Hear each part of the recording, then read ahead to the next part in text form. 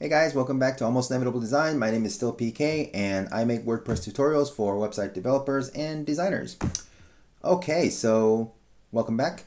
We are on lesson 2 and we're going to be talking about typography.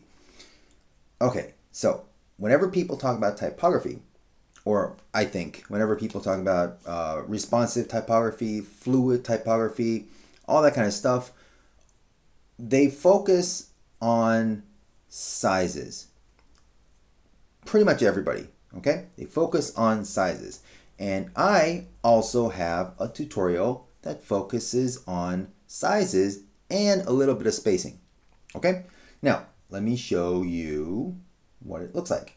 So I'll leave the link in the description below, as usual.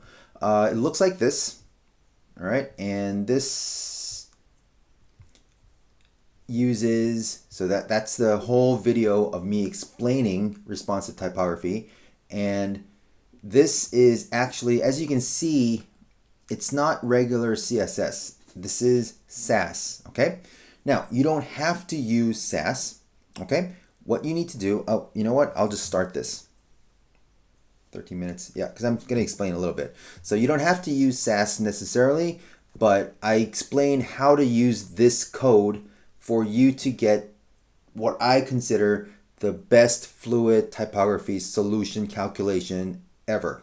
Okay? People all have different ways of doing things. Like I've looked at how Shopify does it, how Squarespace does it, how Wix does it, and how other WordPress builders do it, for example. A lot of them use media queries, some of them use clamps, some of them use a certain type of calculation.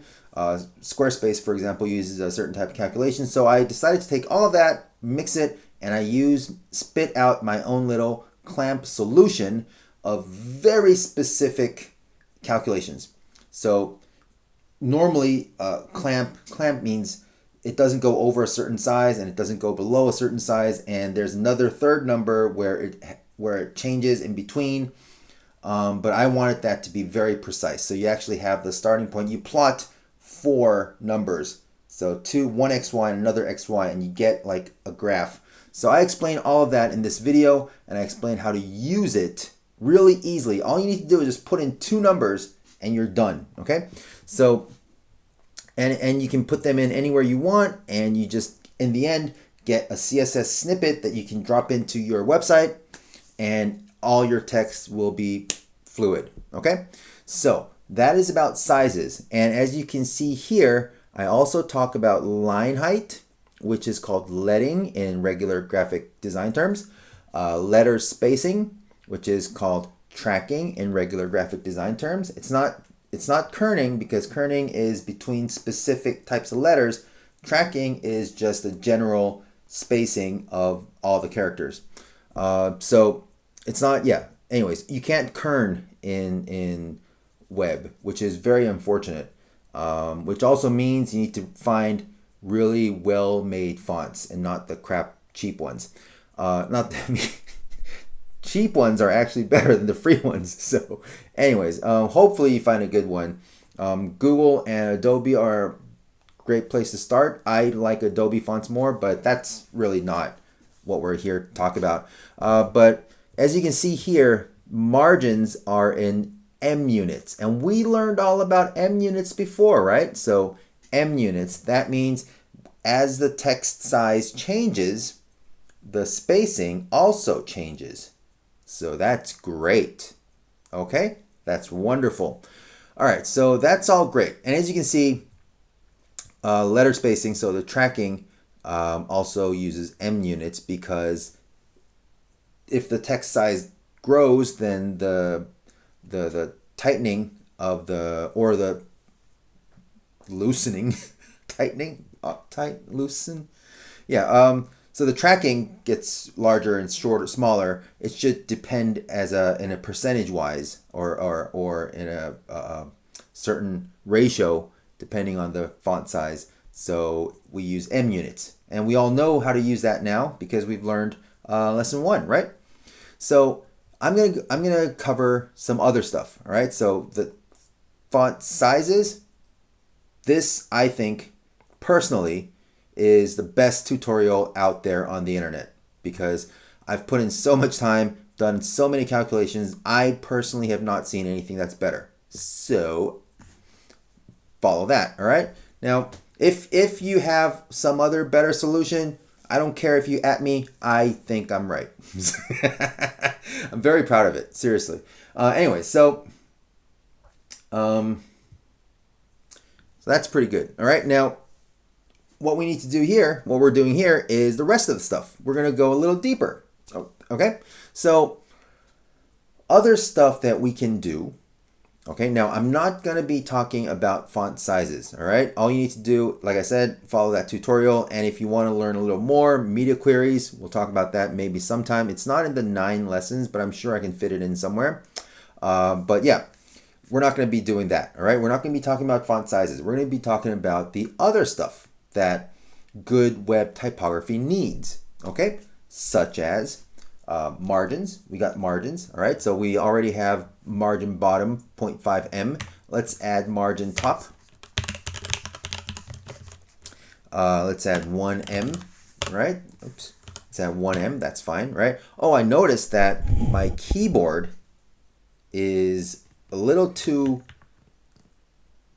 clicky.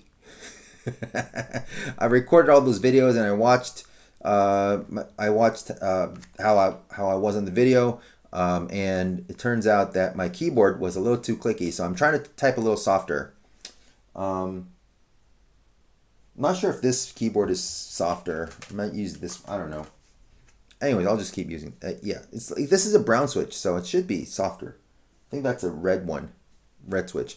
Anyways, so we have the margin top, we have the margin bottom, that's proportional. Let's add other stuff like letter spacing, right? We already talked about that. So letter spacing, let's give it, for example, if we want to give it 10% of the height. So for example, the font size is 2 rem and we want to give it, what is it? 0.2 rem. 2 rem is 40 pixels. So we want to give it, what is it, 8? 40 times 0.1 is, that's so stupid. It is, it's just, yeah, it's 4. Anyways, so 40 pixels high, let's give it 4 pixels. But if the font size changes to 30, it needs to be 3 pixels for letter spacing so it looks the same, right? So that's why we use em units. Okay, let's save this, let's have a look. Nope, over here. Yep, let's have a look. There you go, right? Now, if you look at how it's computed, the letter spacing, as you can see, is 4. Font size is 40. So that's how it's computed. That's 2 rem and 0.1 rem. 0.1 em, sorry. Okay, let's go to other stuff. All right, I'm going to do it to the paragraphs. Okay, for example, line height. Okay, now you can use 1 em, for example. All right, you can use 1 em, and you can see that it's gone down to exactly the size of the font. Right, now you can also use 1. That's the same thing.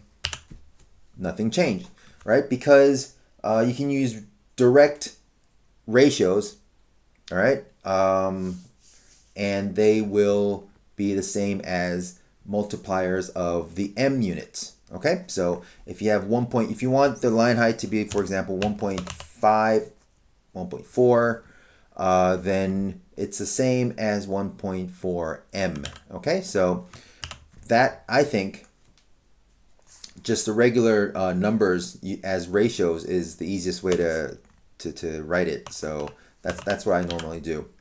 And there we go. All right, so that's good. Next, we have stuff like word spacing. All right, now word spacing is, you know, self-explanatory. It's between the words. So that's all right. Word spacing. So we can give, for example, word spacing.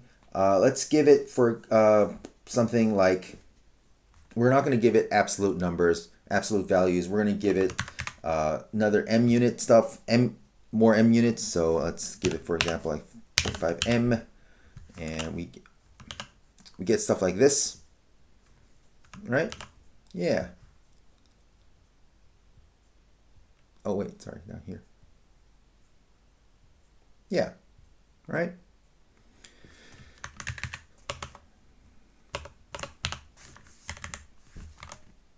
Yeah. So if it's 0, you don't need a unit. All right. So 0M is the same as 0. 0rem is the same as 0. You can just put in 0. But that's not, yeah. All right. So that's what I was doing there. Anyway, so that's what word spacing can do. You can also give white space. All right. Let me just type white space. Yep. And yeah, sorry. So with white space, you can have normal because it's normally normal. But let's say, for example, we use no wrap like that, and we get that because it will never wrap until you add a BR line break. Okay, so we don't want that, right? So yeah, we're not gonna be doing that. Okay, now. Is it good? Is it useful? Depends on how you want your text to be presented, I guess. But yeah, so that's what white space can do. And I think that would be about it. Yeah. Is there anything else I'm missing? Nope, that's about it. Yeah, I had to jump there because I need to check my notes. But yeah, that's about it. So I have almost 2 minutes, a little under 2 minutes left. So that fell in under time. So that's good. I'm on time. So yeah, I think that's about it. So you need the font sizes to change depending on the screen size, and we're going to use clamp for that. And I have a really good calculation based off that I wrote in SAS that I offered people in a tutorial, so you can go check that out, and that'll take care of all your font sizing. And once you get that sizing sorted out, all you need to do from then on is use M units, because then it will be proportionate to the font size. So M units to change the spacing, the word spacing, the letter spacing, and also the line spacing. And that will allow you to be able to pretty much do, I don't know, the best you can do in terms of web typography, because there are some things that web typography is missing from, like, for example, Adobe InDesign or Affinity Publisher. They have stuff that you can, oh yeah, that reminds me. Yeah. All right, I'll do a couple, 30 seconds. I'll do a couple more things. So stuff like text decoration, you have stuff like underline if you wanted to, text transform. This one is important. Capitalize means capitalizing the first letter of every word, but you can also do uppercase. So if you do that, this will all be uppercase. Yeah, or you can use capitalize, and you can do that, right? So that's, and strike through is another cool thing that you can use. I think that's it, right? Nope, over here. Stop. All right, maybe it's not strike through. What did I do wrong? Sorry, it was text decoration line through, not strike through. Line through, yeah. Text decoration can be expanded on if you actually add more values in there. So you can have line through, you can have, let's see, line through red, for example, and 2 pixels. That'll probably work like that. So there's a few things you can do. I have links that you can check out down below to links to W3, and that'll help you understand that. But yeah, there you go. All right. So, I think that covers pretty much everything. I got the timer run out, but anyways, I think I covered pretty much everything you'll need to know in terms of web typography and how to style it and how to put it together, how to write it, and anything else that you need. Now you know enough to look it up, right? Because this is the practical, bare bones, basic CSS. Hopefully that helps, and I will see you in the next video. In the meantime, please like, subscribe. I don't know what else you do. Join me on Discord, that kind of stuff. All right. Check out my courses and all that kind of stuff. I will see you in lesson 3. Bye.